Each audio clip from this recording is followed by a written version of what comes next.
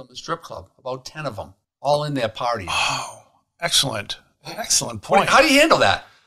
Because if you're a young cop, Nathan's a young cop, relatively or attractive enough for them, and they proposition you.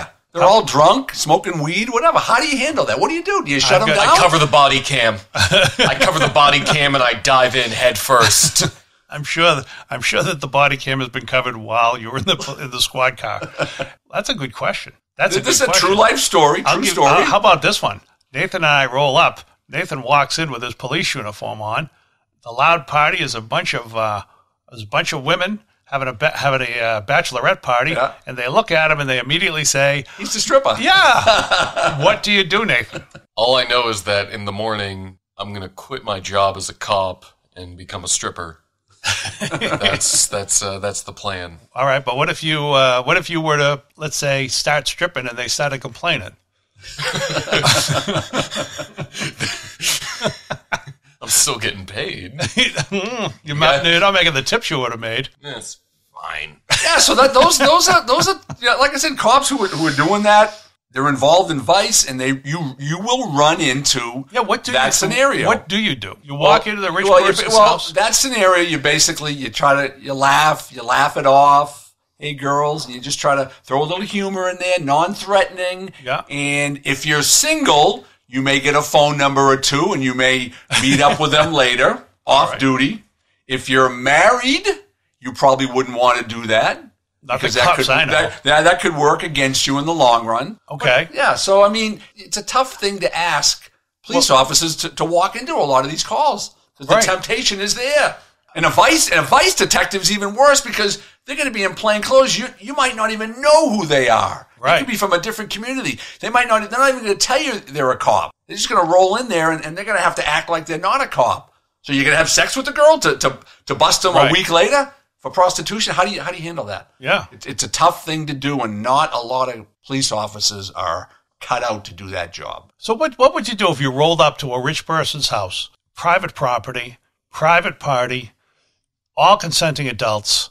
You haven't seen money change hands, so you don't know. So basically what you've got is naked women, not a crime, drugs on the premises, possession. Yeah, you don't really have any. I mean, the only crime you've got is possession and You mean, do I see the drugs? I mean, is it obvious, or are they just smoking weed? A pound of coke on the table? A big pound of coke on the table and and smoking weed. Do you have to act? The weed, no. Pile of coke on the table, those are tough ones to kind of use your discretion and say, I didn't see that. If you don't have a problem saying I didn't see that, then go right ahead. Keep it down, ladies. Have a nice night. Turn around and leave. Would it be something where you'd be at the front door? I mean, generally when the cop comes, he's got to knock on the front door, correct? Absolutely. That's the scenario I gave you was in the summer. The front door was open, wide open. Any trends? Trends. Well, you want to know what's kind of big now, and it's difficult, is what you have is Uber and Lyft. If I'm an Uber driver and I want to have some prostitutes in my car and I want to drive them to their johns, then the cover of Uber is a great thing, because cops aren't going to pull over Uber drivers necessarily, all right, unless they're speeding or doing something. So if I'm an Uber driver and I want to just have some prostitutes and deliver them to their johns and wait for them and bring them back, or if I'm an Uber driver or a Lyft driver and I want to peddle drugs within the community, what a great way to do it. Look at Ted Bundy. Ted Bundy would have made a killing as an Uber driver. Yeah, he would have just dragged the girls right in his car. They would have went in his car voluntarily. Oh, they would have got in, but they wouldn't have got out. Right. And eventually, I think that would probably show up. I mean, that's the thing too with technology. You could trace that really absolutely, because it that brings us to the next point, kind of the ending point here. Technology. What they do with technology nowadays is they have license plate readers, whether it be on a bridge, whether it be on a part of a roadway that connects towns and cities. And what they'll do is they will watch that for a time span, and they'll determine that most cars will travel that maybe once or twice a day. So if you're traveling at 8-10 times a day, why are you coming back and forth on that roadway? I like the view. Yeah. Is it a crime to want to drive just for fun? I pay my taxes. Yeah, absolutely. I'm a citizen. Makes you think, what? I got a couple chicks in the back. What? I can't have a good time? Guys got nothing better to do than to fucking ruin my nice time? You dicks. Dropping off drugs or dropping off prostitutes. Okay. So they'll focus on cars like that. Then they'll look into those license plate. Who owns the car? Is there any criminal record? And then they might, after a while, they might have an officer, a traffic officer, a marked cruiser, stop that vehicle and just kind of inquire, see what's going on. Wait. How would you stop them without cause? They would find cause. Yeah, they would roll through a stop sign. They might very gingerly go over to the left side of the yellow line when they should be to the right side. We saw you swerve. No, I didn't. We saw it. Yeah, so that's pretty big. You had a taillight out. No, I don't. Smash. You want to know where that's really huge and where it really started was Camden, New Jersey. Shithole of USA, high crime rate, stolen cars, drugs, prostitution, everything under the sun. So what they did was, it was kind of a community where they did a study and they put hundreds of cameras with facial recognition software in drug neighborhoods and high crime neighborhoods. Oh, interesting. And they had all the cameras, and they had people monitoring the cameras.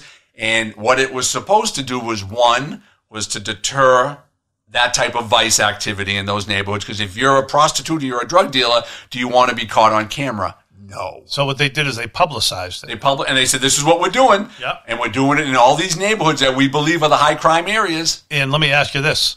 Nobody knew about it. Everyone knew about it. They did know about it. After a while, you know about it. Okay, because as you know, civil liberties groups know about it. Yep. Because is it an infringement on your civil right when the cops are videotaping you? Right.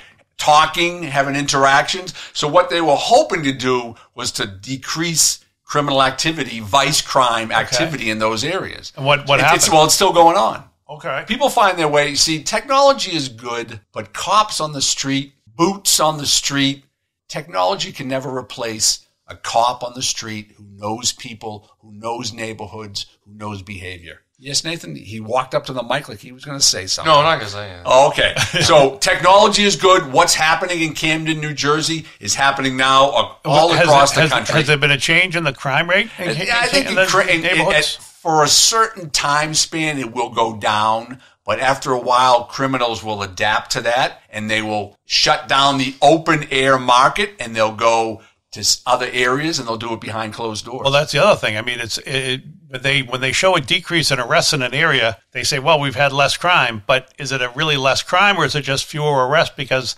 people have adapted? Oh, yeah. Criminals are smart because it's their lifestyle. Yeah. If I'm a pimp, I make money with the girls. If I'm a drug dealer, I make money selling drugs. Now, the cops may slow me down for a couple of months, but at some point I'm going to adapt and I'm going to do it differently. And I will still be in business no matter what they're doing. And that's why you always need cops on the street. You always need informants. You always need the ability to get a guy by the name of Huggy Bear on your side, because people on the street will always give up someone if they can catch a break. And that's the big thing with vice crimes, vice detectives. You always have to have the ability to throw away one arrest, to throw away that fish to get a bigger fish.